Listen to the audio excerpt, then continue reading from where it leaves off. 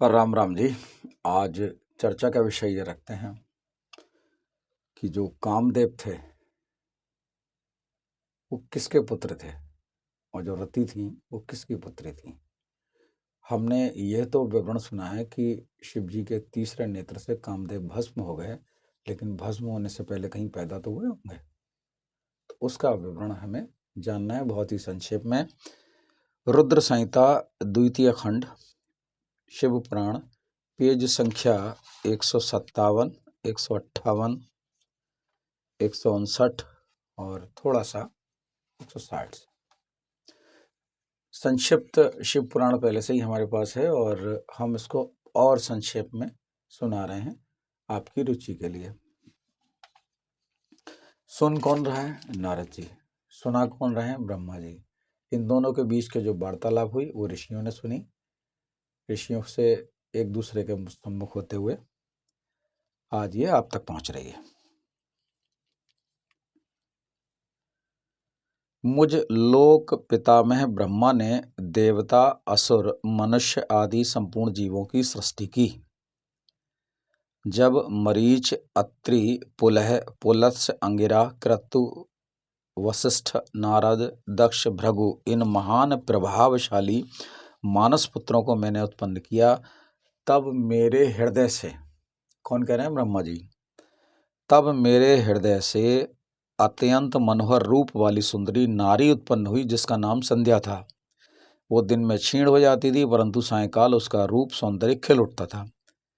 इसी तरह मेरे मन से एक मनोहर पुरुष प्रकट हुआ जो अत्यंत अद्भुत था। उसके शरीर का मध्य भाग यानी कटी भाग पतला था, दांतों की पंक्तियां बड़ी सुंदर थीं। वो पुरुष बोला, ब्राह्मण, मैं कौन सा कार्य करूं जो मेरे योग्य है? मुझे बताइए, जो काम मेरे योग्य हो उसमें मुझे लगाइए, क्योंकि विधाता आज आप ही सबसे अधिक माननीय और योग्य पुरुष हैं। लोक में आपसे ही शोभित हो रहा है। ब्रह्मा जी ने कहा, किनसे कहा?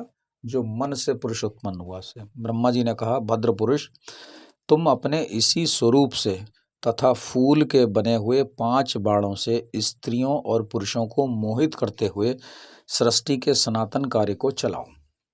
ये ब्रह्मा जी ने कहा अपने पुत्र से जो मन से उत्पन्न हुआ है।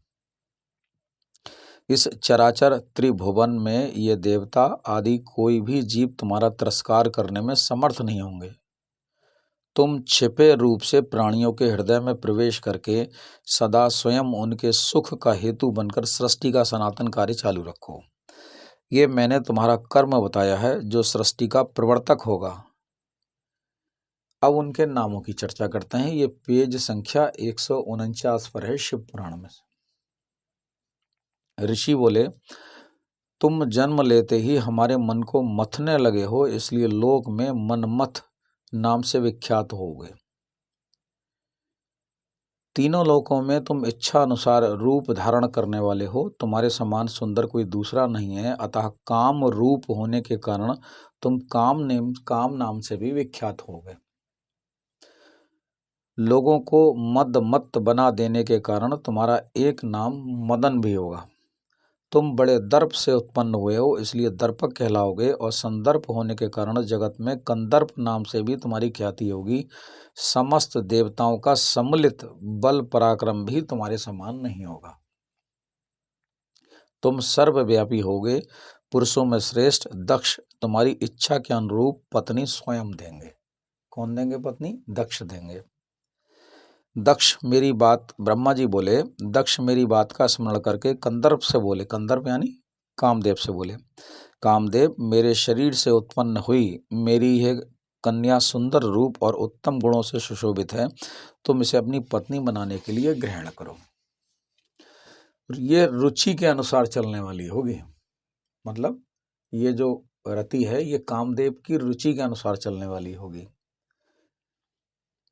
धर्मतः ये सदा तुम्हारे अधीन रहेगी। ऐसा कहकर दक्ष ने अपने शरीर के पसीने से प्रकट हुई उस कन्या का नाम रति रखकर उसे अपने आगे बैठाया और कंदर्प को संकल्प पूर्वक सौंप दिया। यानी कंदर्प यानी कामदेव को सौंप दिया। दक्ष की वो पुत्री रति बड़ी रमणीय और मुनियों को मन को मोह लेने वाली थी।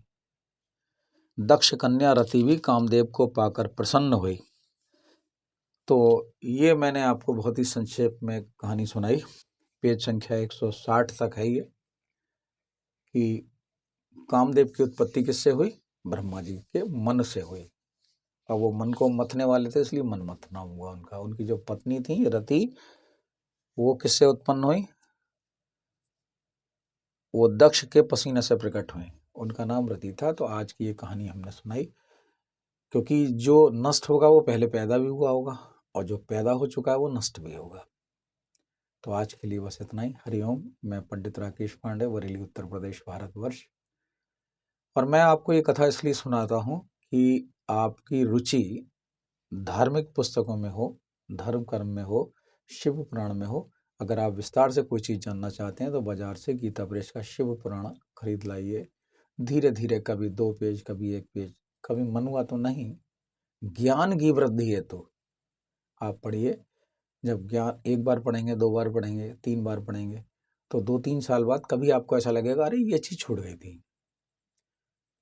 जैसे ही टीवी पे सब जगह दिखाया है कि भाई शिव जी ने कामदेव को भस्म कर दिया, लेकिन भैया उत्पन्न भी तो किसी ने किया होगा, तो वो आज आपने आज जाना। हरिओम।